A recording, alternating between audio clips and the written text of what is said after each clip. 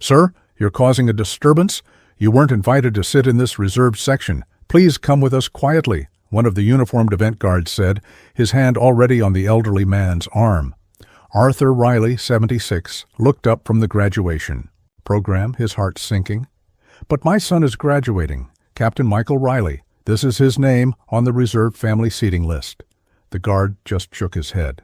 "Doesn't matter, sir. You don't match the profile. We need to escort you out." 6 minutes later, as Arthur was being firmly guided toward the exit, the auditorium doors burst open. A column of imposing figures in crisp dress uniforms, their bearing unmistakable, strode down the aisle, bringing the entire graduation ceremony to a stunned, silent halt. If you believe family and honor transcend seating charts, type legacy below. Arthur Riley had lived a life largely in the shadows, a quiet testament to duty and sacrifice. His small apartment was filled not with trophies or medals, those were tucked away, rarely seen, but with photographs of his son, Michael. Michael, from a young boy in a too-big Little League uniform to the strong, confident man he was today. Captain in the U.S. Army Special Forces, on the cusp of graduating from a highly specialized advanced leadership course at a prestigious military institution. Arthur himself was a veteran, though from a different, quieter branch of service. Clandestine operations, the kind that didn't come with parades or public recognition. His work had been vital, dangerous, but always unacknowledged. His pride was not in his own uncelebrated past, but in his son's brilliant, honorable career. Attending Michael's graduation today was the culmination of a lifetime of hopes and quiet prayers. He'd traveled across 3 states by bus, his old suit carefully pressed, a small, worn American flag pin on his lapel. He clutched the official invitation, which clearly listed Family of Captain Michael Riley for the reserved seating section, near the front of the grand auditorium. He wasn't looking for special treatment, just a good view to witness his son receive his honors. The auditorium buzzed with anticipation. Families in their Sunday best, high-ranking military officers, distinguished guests. It was a formal, prestigious event. Arthur, feeling slightly out of place in his older, modest suit, but heart swelling with pride, presented his invitation and driver's license at the usher station for the reserved section. The usher, a young ROTC cadet, checked the list, found Family of Captain Riley, and politely directed Arthur to a designated row. Arthur settled into his seat, his program open, eagerly awaiting the start of the ceremony. He exchanged polite nods with other families nearby. A few minutes later, 2 event security guards, not military personnel, but civilian contractors hired for the event, dressed in blazers that strained slightly across their broad shoulders, began moving through the reserved section, their eyes scanning the attendees with a practiced, if somewhat overzealous, scrutiny. They paused by Arthur's row. One of them, a beefy man with a clipboard and an air of self-importance, let's call him Thompson, leaned down. "Excuse me, sir," Thompson said, his voice polite but firm. "May I see your invitation and—" "ID again, please?" Arthur, surprised, complied, handing them over.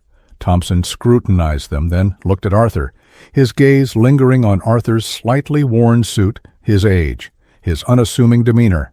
"This invitation is for the immediate family of Captain Riley," Thompson stated, emphasizing immediate. "Are you Captain Riley's father or grandfather?" "I am his father." "Arthur Riley," Arthur replied quietly. Thompson frowned, consulting his clipboard again. "The advanced security profile we have for Captain Riley's immediate family lists, well, it doesn't quite match your description, sir, and there's no pre-registered photo on file for you." Arthur felt a knot of unease. "I assure you, I am his father. Michael arranged this seat for me." "Sir," the other guard, younger and more aggressive, chimed in, "we have to be very careful with access to this section. High-profile event. Distinguished guests. If your name and description don't precisely match our pre-vetted list, we can't allow you to remain here." "But my son is graduating," Arthur repeated, a note of desperation creeping into his voice. "He's expecting me. This is my invitation." He tapped the card. Thompson shook his head, his expression hardening. "Invitations can be acquired, sir. The security profile is what matters, and you don't fit, frankly." He lowered his voice, but it still carried. "You look a little out of place in this section. Perhaps there's been a misunderstanding, and you were meant for the general admission seating further back." The implication was clear. Arthur, with his modest suit and quiet demeanor, didn't look like he belonged among the families of elite officers. The nearby families, overhearing, began to look uncomfortable, some casting sympathetic glances, others quickly looking away. The humiliation was acute, to be questioned, to be deemed out of place at his own son's moment of triumph. "There is no misunderstanding," Arthur said, his voice tight with suppressed anger. "I am Captain Michael Riley's father. I belong in this seat." The younger guard stepped closer. "Sir, you're creating a disturbance. We're going to have to ask you to come with us. We can try to find you a seat in the general area, or you can wait outside." His hand moved toward Arthur's arm. Arthur flinched. "Do not touch me," he said, his voice dangerously quiet. "I am not causing a disturbance. I am waiting to see my son graduate." Thompson sighed dramatically. "All right, have it your way. We tried to be nice." He nodded to his partner. "Escort him out. If he resists, we'll call base security." The two guards moved to flank Arthur, their intent clear. They were going to physically remove him. Arthur felt a cold despair. He had no way to prove who he was to these intransigent men beyond the documents they dismissed. He thought of Michael, up on that stage, looking out for him in the crowd. Just as the guards were about to take Arthur's arms, the main doors at the back of the auditorium burst open, not with a gentle swing, but thrown wide with force. The low murmur of the waiting crowd instantly ceased. Every head turned. Standing framed in the doorway, silhouetted against the bright hallway light, was a column of men.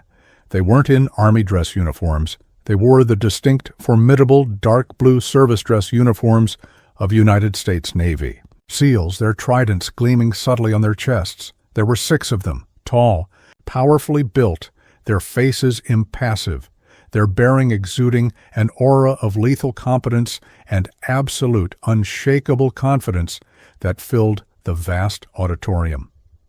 They moved as one, not marching, but striding down the center aisle with a silent, predatory grace that was both awe-inspiring and deeply unsettling to the civilian audience. They didn't look left or right. Their focus was entirely forward.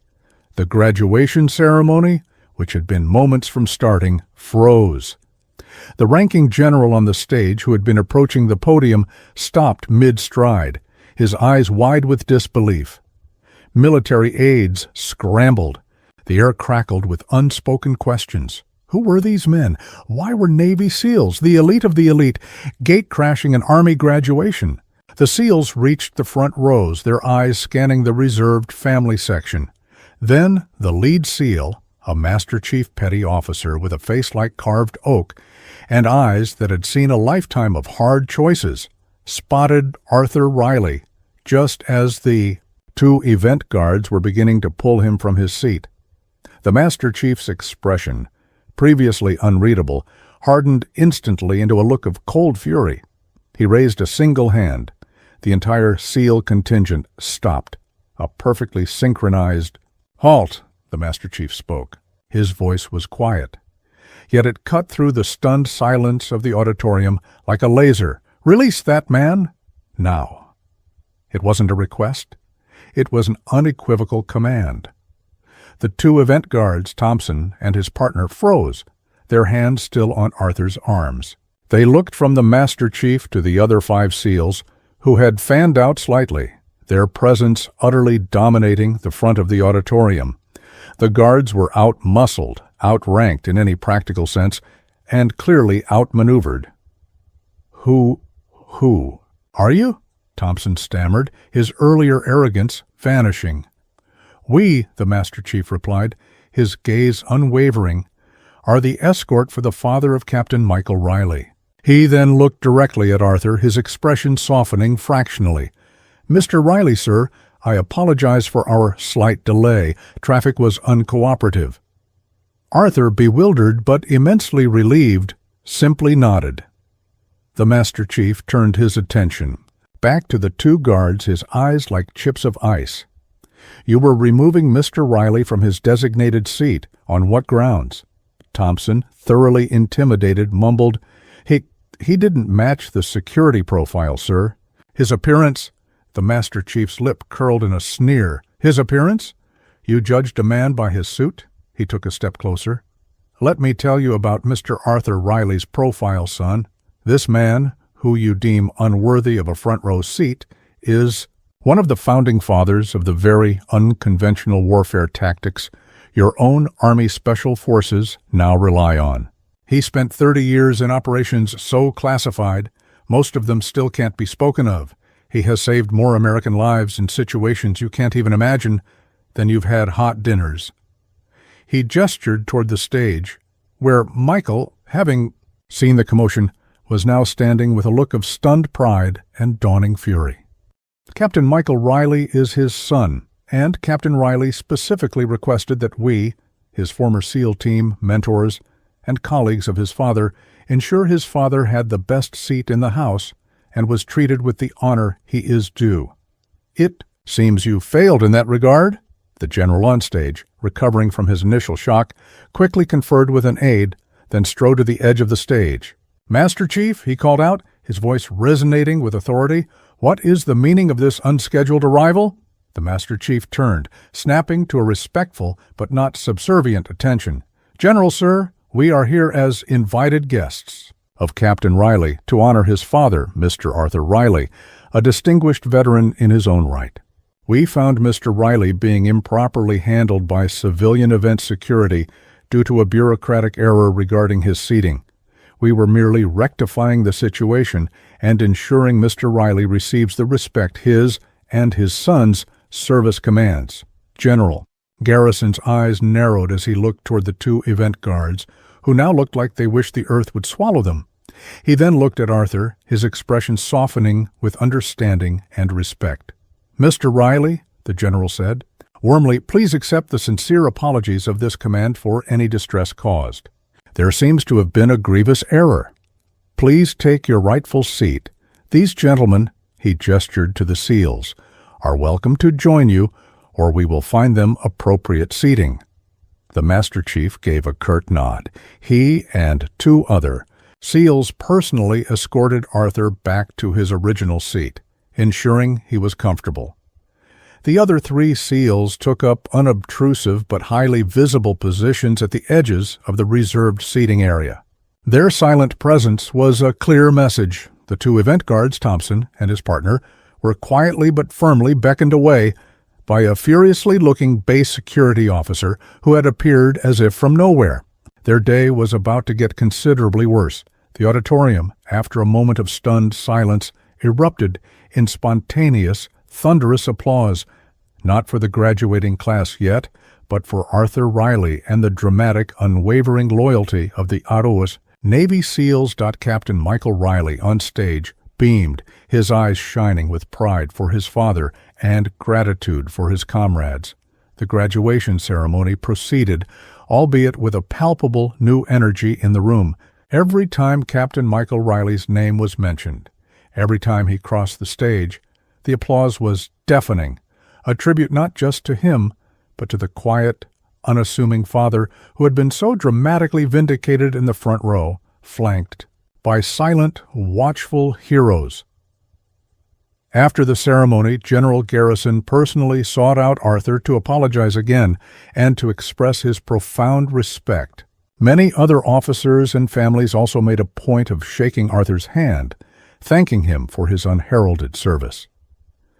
The story of the SEALs silencing the room and defending Captain Riley's father swept through the military base and beyond. The Mike Civilian Event Security Company had its contract immediately suspended pending a full review. Thompson and his partner were fired. New protocols were implemented for all future events, ensuring that family members of graduating personnel, especially elderly or distinguished veterans, were treated with paramount respect, and any discrepancies handled with sensitivity and immediate escalation to military command liaison. Arthur Riley, who had only wanted to see his son graduate, found himself an unexpected symbol of quiet dignity and the enduring power of honor. The black SUVs, it turned out, were part of the SEALs' standard discreet transport for such liaison activities, always ready to provide a swift, appropriate response when the honor of their own, or those they respected, was challenged. He flew home first class, courtesy of a grateful, anonymous military benefactor, not with the sting of humiliation, but with the warmth of knowing his son was celebrated, his own quiet service unexpectedly acknowledged, and that some bonds forged in the crucible of shared danger and unspoken duty never break. They simply wait for the right moment to make their presence known with silent, overwhelming force. Subscribe to Hidden Sparks if you believe that true honor is defended by brotherhood, and that sometimes the quietest heroes have the most powerful guardians.